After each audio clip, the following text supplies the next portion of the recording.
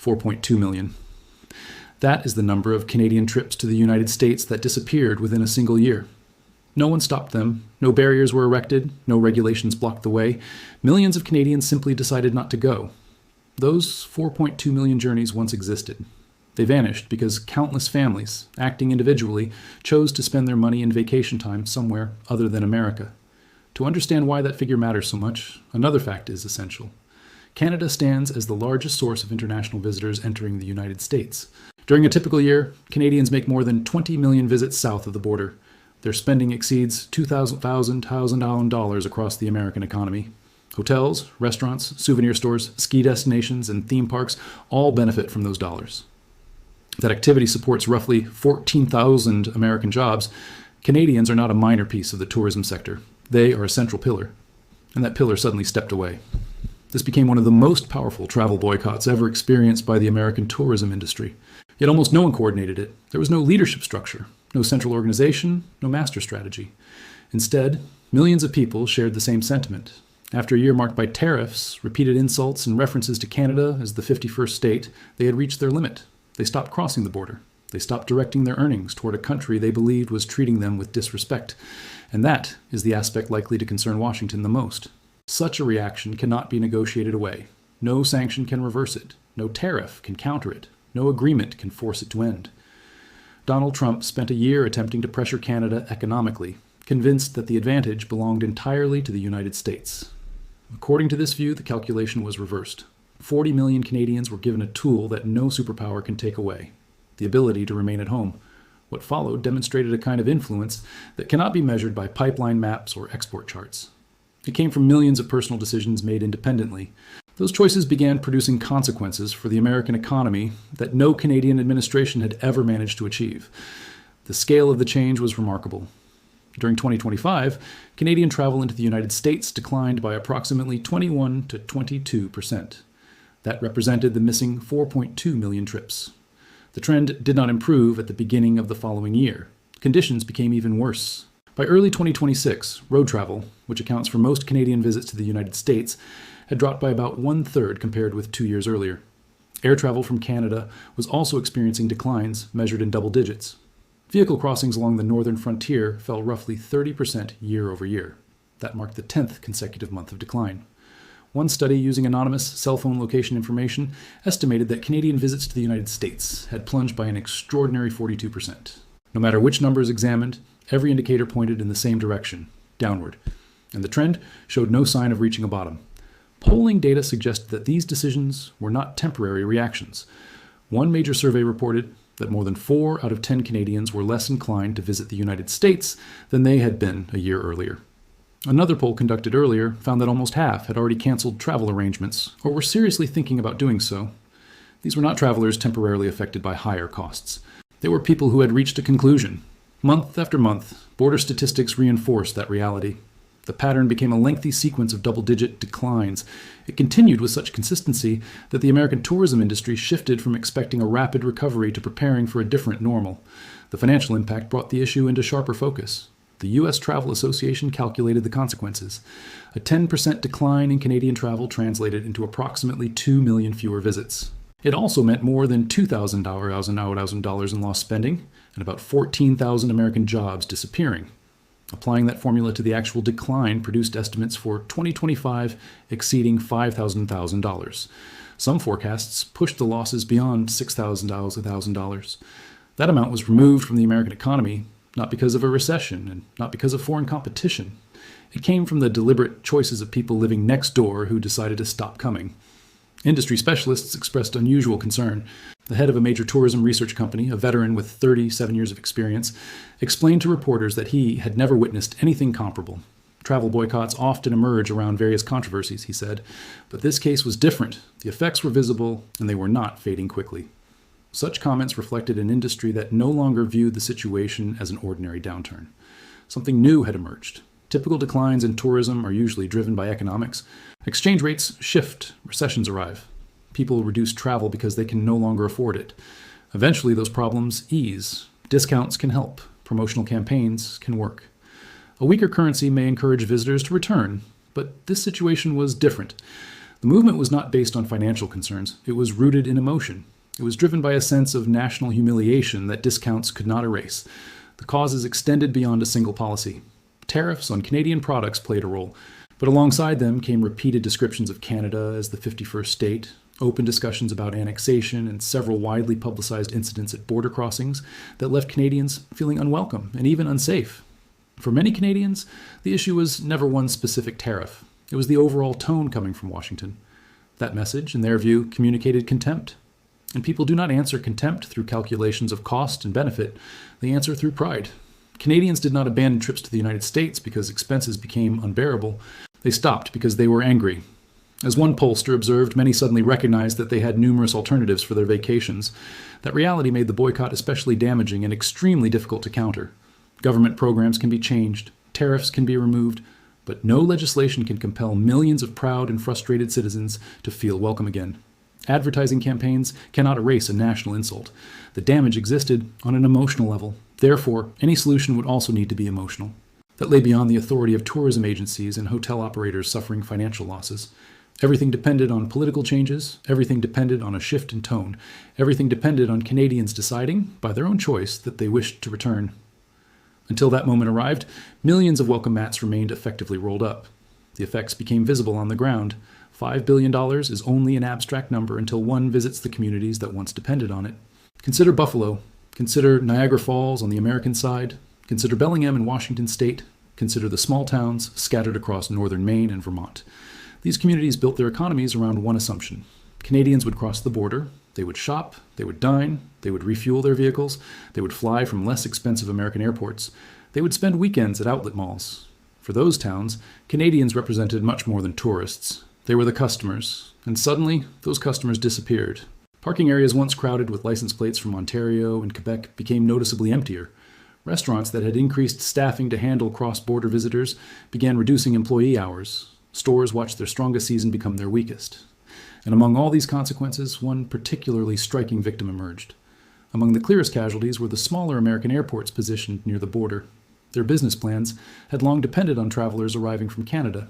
For years, residents living around major cities such as Toronto and Vancouver routinely crossed into the United States to catch flights from lower-cost airports in Buffalo, Niagara Falls, Plattsburgh, and Bellingham. In many cases, they saved hundreds of dollars on airfare. Those airports adjusted around that pattern. They expanded because of it. They relied on it. Some facilities counted Canadians as a major portion of their passenger traffic. When the boycott arrived, the decline was not gradual. It collapsed. Terminals designed to accommodate cross-border travelers suddenly became strangely silent.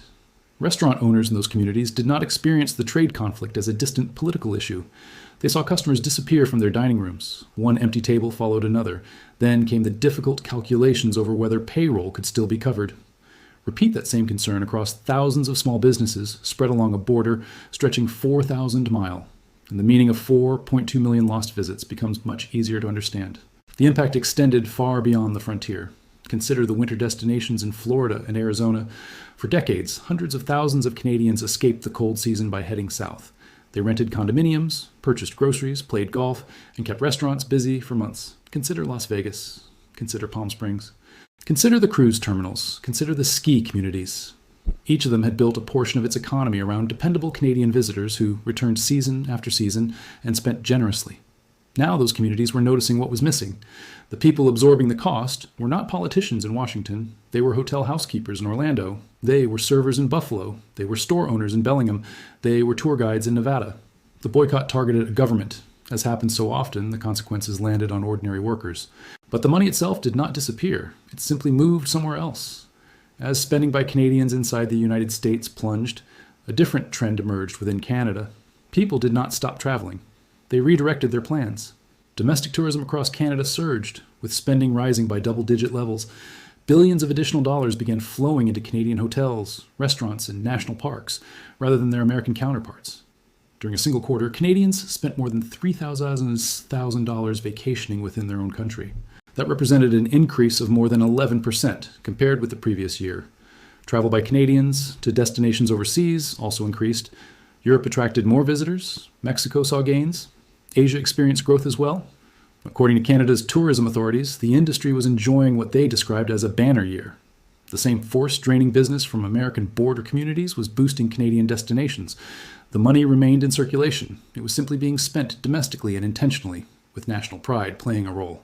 Domestic travel was not the only recipient of those redirected billions. Canadians seeking sunny winters or major overseas vacations increasingly looked elsewhere. They headed toward Mexico. They chose Europe. They selected destinations throughout the Caribbean. Many of those places actually required more money to reach than a short trip across the American border. That detail carried significance. It demonstrated that cost savings were not the driving factor. People showed a willingness to spend more if it meant avoiding the United States. Canadian tourism officials openly discussed broadening travel relationships.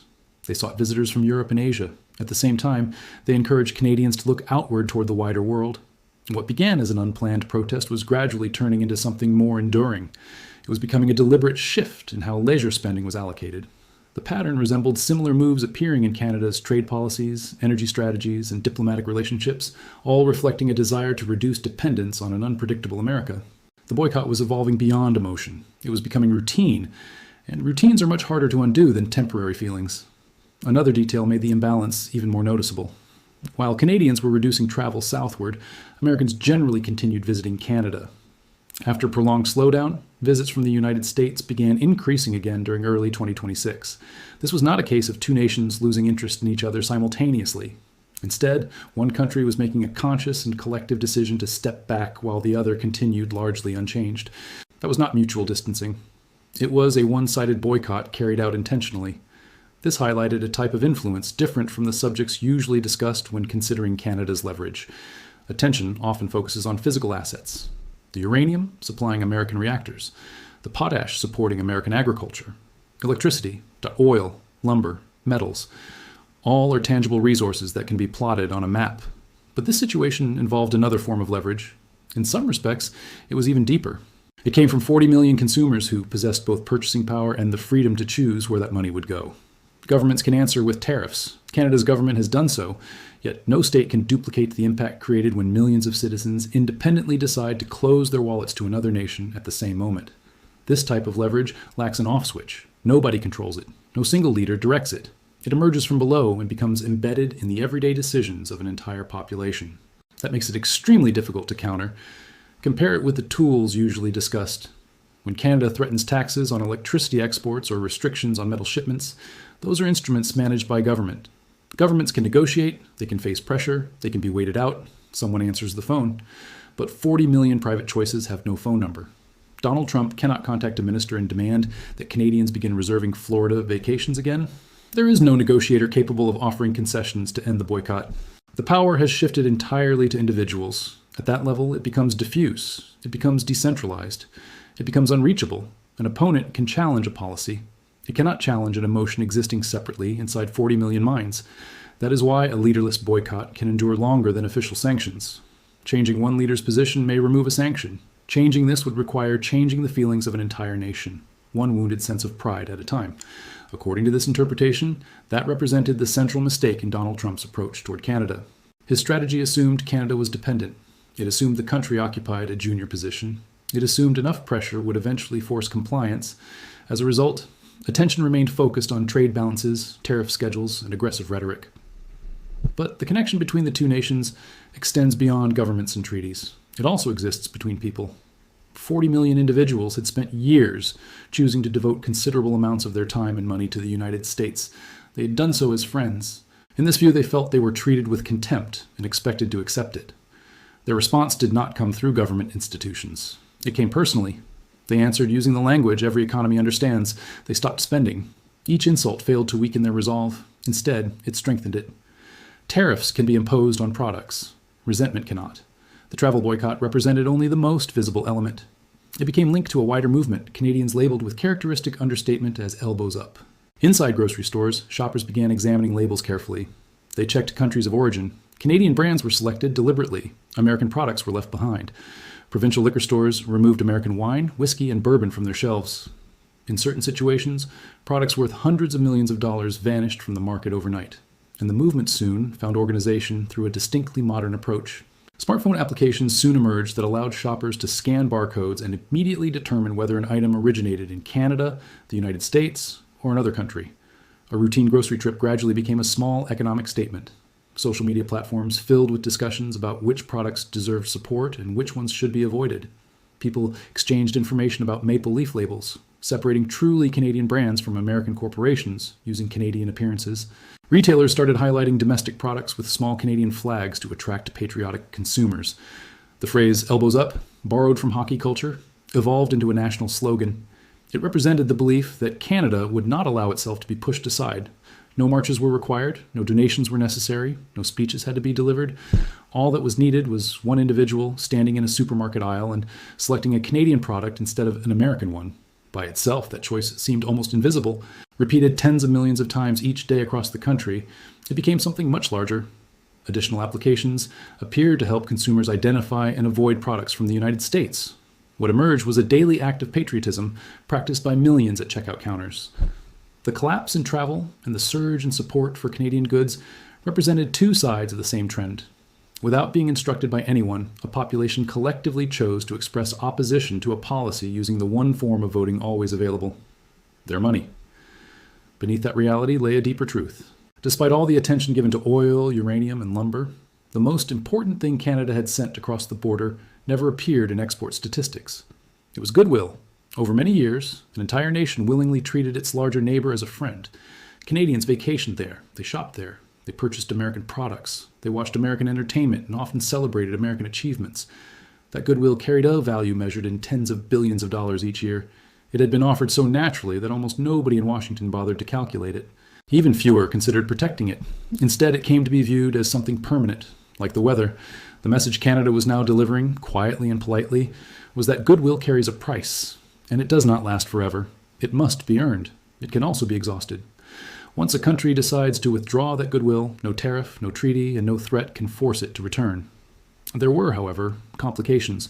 Ignoring them would mean replacing analysis with propaganda. The first concern involved morality, and it was uncomfortable. For all its effectiveness, the boycott did not directly affect those responsible for policy. It affected innocent people. A politician in Washington who mocked Canada felt little when a Canadian family canceled a Florida vacation. The people who experienced the consequences were hotel housekeepers, they were line cooks, they were seasonal employees, they were owners of small businesses and border communities. Many of them likely had no connection to the tariffs and perhaps even opposed them. Every consumer boycott contains a difficult reality. Its power comes from harming bystanders in the hope that their suffering eventually creates political pressure. Someone can believe Canada acted with complete justification while still recognizing that the most effective tool available inevitably affects ordinary American workers rather than the leaders who triggered the conflict. That tension exists. Many Canadians acknowledge it as well. There was another issue. The costs were not entirely absent for Canada. Despite the national mood treating the situation as a victory, many Canadians maintain strong ties south of the border. Some have relatives there, others own property. Many operate businesses dependent on tourism, moving in both directions. Canadian snowbirds with condominiums in Florida found themselves caught between both sides. Canadian communities that depend on American shoppers also felt the effects. A relationship involving trade and travel on such a scale cannot be partially cut without creating some pain in both directions. Canceling a single trip may seem cost-free. Viewed collectively, however, the northern side of the border also absorbs consequences. A third argument offered perhaps the strongest reason for caution. Tourism, despite involving billions of dollars, represents only a relatively small portion of an American economy, measured in tens of trillions of dollars. Losses of $5 or $6 billion create disaster for Niagara Falls. For the United States overall, they amount to little more than a rounding error. From that perspective, the boycott can be viewed as more symbolic than structural. Its impact is severe for certain communities. By itself, however, it may not reshape national policy. Because emotions helped create it, emotions could theoretically dissolve it. If the tone from Washington changed and the insults disappeared, Canadians might quietly begin traveling south once again. Unlike a broken pipeline, a boycott based on feelings can, in theory, disappear through feelings. Current data suggested that the trend was proving more durable. Still, intellectual honesty required recognizing that this form of leverage differs from permanent control over physical resources. Yet beyond the moral concerns, the costs, and the qualifications, one reality remained impossible to ignore. Canada discovered a source of influence that Washington had never considered, and it was applied from the bottom upward with remarkable effectiveness. No legislation was introduced, no orders were issued. 40 million people simply adjusted their behavior. In doing so, they redirected billions of dollars away from a country that had spent a year insulting them. That form of strength does not appear in military evaluations. It does not appear in trade statistics.